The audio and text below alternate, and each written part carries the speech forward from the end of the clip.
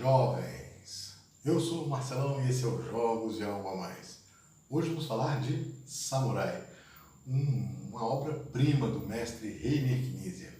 Um jogo muito agradável, muito simples e de muita estratégia, né? A beleza do jogo é que cada jogador tem o mesmo conjunto de peças e sabe que se um jogador jogar uma peça, ele vai saber que está faltando essa, aquela outra, né?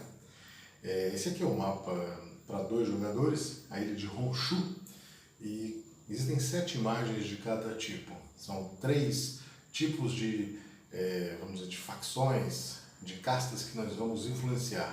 Nós temos aqui a religião, né, simbolizada por esses budinhas aqui. Nós temos os militares, né, por esse soldado, e uma plantação de arroz, né, a parte agrícola ou rural.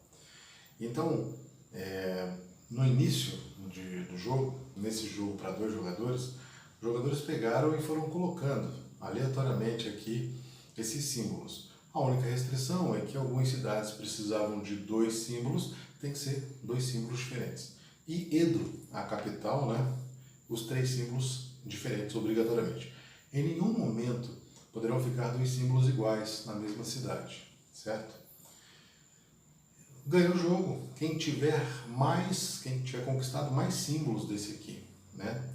E aí você vai ter uma maioria. Então, se são 7 de cada, se algum jogador conquistar 4, ele conquistou a maioria daquela zona de influência, né? E num jogo para 2 jogadores, quem tiver a conquista de 2 maiorias é o vencedor, certo?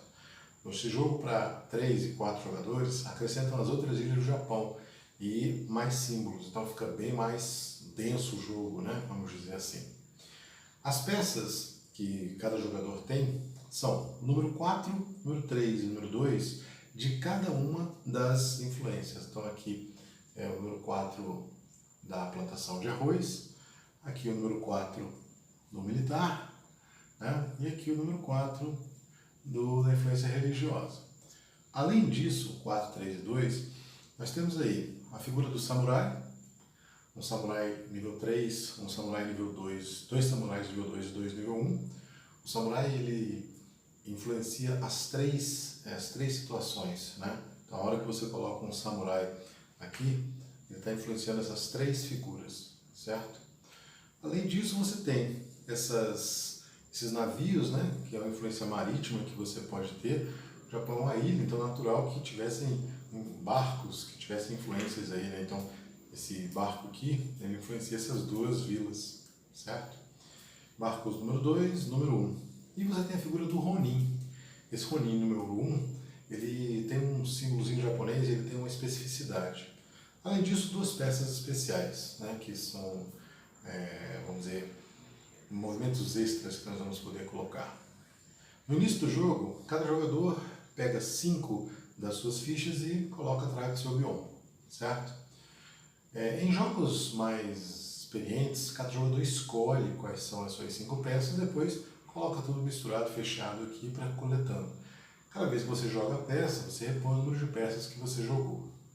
Você pode jogar a quantidade que você desejar de peças que tenham símbolos japoneses, que são, no caso, esses navios, né, que tem um símbolozinho japonês aqui embaixo, certo? Que é o Ronin, e que é esta peça especial aqui. Todas elas têm, essas 5 peças têm um símbolo japonês, um ícone japonês, dizendo que você pode jogar mais de uma delas. E você pode jogar uma única peça que não tem símbolo nenhum, certo? Então, na sua vez de jogar, você vai lá e coloca, por exemplo, o número 4 aqui, ó, influenciando essa cidade e Edo. Pronto, foi a sua jogada. E recupera a mão, né? Bota mais uma peça para cá. Esse outro jogador vai lá e, vou colocar aqui um samurai para cá, ó. Pronto. E aqui, automaticamente vou colocar aqui um samurai, um Ronin, né? Que tem o símbolo japonês, influenciando aqui. E vou lá tumultuar ao lado do amiguinho com uma fragata, que também tem um símbolo especial, e com um samurai aqui. Pronto. Essa cidade ela está totalmente cercada por terra, certo? Por exércitos. E automaticamente agora vamos ver quem é que está influenciando mais.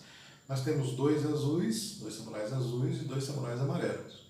Porém, essa unidade marítima aqui, esse barco, ele está dando influência também neutra, né? Ele pode influenciar nas três facções. Então aqui é 3 contra 2 e o azul conquista o símbolo, né? No jogo para 2, você bota o símbolo na frente. Para 3 ou mais, você bota o símbolo escondido. E as pessoas vão ter que memorizar mais uma coisinha, né? Então fica aqui na frente e você sabe que está lá conquistado. As peças especiais que eu falei, e recupera a sua mão, né? Você usou 3 cartas, você vai repor 3 cartas. Pode ser que no final você usou suas cartas todas e o oponente vai jogar sozinho. Espero que você tenha aproveitado essa vantagem, né? As peças especiais que eu mencionei, essa aqui, que é o nosso Ronin, quando você joga ela, pode usar uma outra. Agora, essa aqui, quando você joga essa peça, automaticamente ela não entra no tabuleiro, mas ela permite que você troque uma peça de lugar. Então, por exemplo, aqui, essa peça aqui, que é uma peça de Buda, nessa cidade, ela está sofrendo uma influência de 4 aqui, né, por essa peça. Automaticamente ele pode chegar e trocar, ó, vou colocar aqui, e agora esse Buda não influencia nada do lado de cá. É uma estratégia, essa peça sai do jogo. A outra peça, né, que é uma peça extra, ela permite que você reutilize uma peça que você já colocou. Então ele poderia jogar aqui em cima desse 4, a peça fica no lugar e esse 4 vai para um espaço vazio, né? Vai influenciar aqui, por exemplo. Pronto. Você troca de lugar, né, uma peça sua. E esse aqui você troca as peças, os ícones das cidades, certo? Quando o jogo, quando todo mundo já conquistou todos os ícones dos 77, a gente vai contar. Quem tiver maior influência em 2 dos aspectos é o vencedor. Se tiver empatado, vamos contar o número de peças, né? E se permanecer empatado ainda, aí automaticamente é um empate, né? Quando acontece de 2, se não tivesse esse navio aqui, por exemplo, né, fosse essa situação, como ficou empatado, ninguém conquista a peça, ela sai do jogo. Então isso pode ser uma estratégia para quando você já está com a maioria, agora você vai tirar essas peças do jogo para não favorecer o adversário, certo? Então é um jogo muito estratégico e, lembrando, você sabe quais são as peças que o seu adversário tem. Então aqui ele jogou um 4 e jogou já um Ronin e um Samurai. Então estou sabendo que se eu colocar um 4, eu não vou ser vencido, né? Um 4 de Buda, eu não vou ser vencido. Então esse tipo de coisa vai martelando ao longo do jogo, vai ficando cada vez mais apertadinho, né? Vamos dizer assim. Esse é o jogo, ele é muito gostoso de jogar, com 2 funciona muito bem, é um xadrez, né? Com 3, com 4 fica mais tumultuado porque o mapa fica maior, mas também muito gostoso de jogar, né? O algo a mais é justamente sobre a história do Japão e sobre o samurai. A história do Japão ela é totalmente diferente da historicidade contada no nosso mundo ocidental. Ela é toda fracionada em dinastias, então períodos das dinastias, e isso vai tendo uma característica diferente nas ilhas, né? Um período dos mais relevantes é justamente o período onde nascem os samurais, que é justamente o período dos shogunatos, que é o período feudal japonês, que vai de 1185 até a Revolução Meiji, em 1603. Então, ao longo desse período, existia uma instituição muito bem montada. O imperador, que era o senhor de tudo, né? Até hoje a figura do imperador é uma figura muito importante, só que, em muitas ocasiões, o shogun, ele era mais importante do que o imperador. O shogun, ele era um ditador, vamos dizer assim, e aí por isso que você tem os shogunatos, né? E os shogunatos eram regiões que eram bem administradas, com mão de ferro por esse ditador, que muitas vezes mandava até mais que o imperador, né? Nesses shogunatos existiam os daimyos, e os daimyos são justamente possessões de terras muito parecido com o senhor feudal. Então o shogun seria o rei, né? Os daimyos seriam os senhores feudais aí, cada um do seu feudo. E nesta época existia a figura do Bushi, que era um cara que ia lá coletar imposto, coletar arroz, né? Esse cara foi treinado mais fortemente em artes militares e virou um samurai, né? Esse samurai estava a serviço dos daimyos. E essa figura aqui, já coloquei aqui no jogo, o Ronin, era justamente um samurai que não pertencia, que não tinha nenhuma ligação a um daimyo. Ele era um samurai sem lei, vamos dizer assim, fora da lei. Então, ele sabia tudo das artes marciais, mas ele não era subordinado a ninguém, ele tinha suas próprias regras. O Bushido é justamente o código de honra desses samurais. Os samurais, nesse período, no período do shogunato, passaram a ser assim, a casta mais alta, né, do Japão, porque eles tinham grande influência como soldados, né, muita força como soldados, tinham influência junto às religiões, né, e automaticamente nos camponeses, porque eles tinham a primazia, né, a prelazia de poder ali, de coletar imposto, de mandar, de ocupar terra, de manter a disciplina ali do daimyo, certo? Haviam também, em determinado momento, a figura dos ninja ou shinobi, que aqui ficariam um pouco como esses barcos, né? E aí são missões secretas, justamente porque você tem que controlar aqui por terra. E aí uma influência pelo mar é diferente, você não consegue controlar. Então, esses ninjas, shinobi, eles teriam aí a função de assassinatos, né? Cometer assassinatos e missões secretas de espionagem para os daimyos, porque eles entravam muito em guerra, né? Os senhores feudais não eram tão harmônicos assim, certo?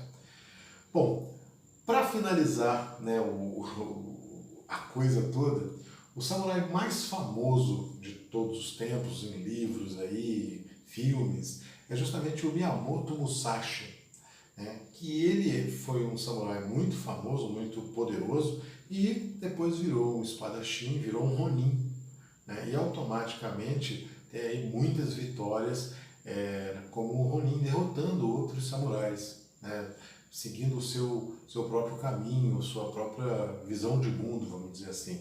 Né. Ele tem um livro muito famoso, que é o livro dos Cinco Anéis, e ele é o cara que inventou a técnica, né, das duas espadas, então a katana e outras artes aí que os samurais dominavam. Ele tem a prelazia de ter criado, né, o estilo das duas espadas. E nós tivemos aí um samurai negro, né, o Yasuke, é um samurai negro. Em determinado período, quando os portugueses chegaram lá, provavelmente Yasuke era um moçambicano e foi parar no Japão aí naquelas missões dos jesuítas, na coisa de catequizar, né, de trazer a fé católica para o Japão. O shogun da época, o Nobunaga, se encantou com aquele porte atlético e cooptou, né, solicitou que ele ficasse sob a proteção. Então fez todo o treinamento, né, e Yasuke é uma figura emblemática no Japão, porque lutou com o Nobunaga durante um bom tempo, foi um período, esses períodos que eu falei do Japão, e Yasuke permaneceu durante um bom tempo e mesmo após a morte de Nobunaga ele ficou a serviço de outros shoguns, né. Depois sumiu por aí, mas é muito diferente, porque não existem negros no Japão, e essa figura do Yasuke, ele dá vamos dizer assim, uma revolucionada na história, né? Se você gostou do vídeo, gostou da história, dê o seu joinha, compartilhe com amigos. Sugestões e comentários são sempre bem-vindos. Até a próxima!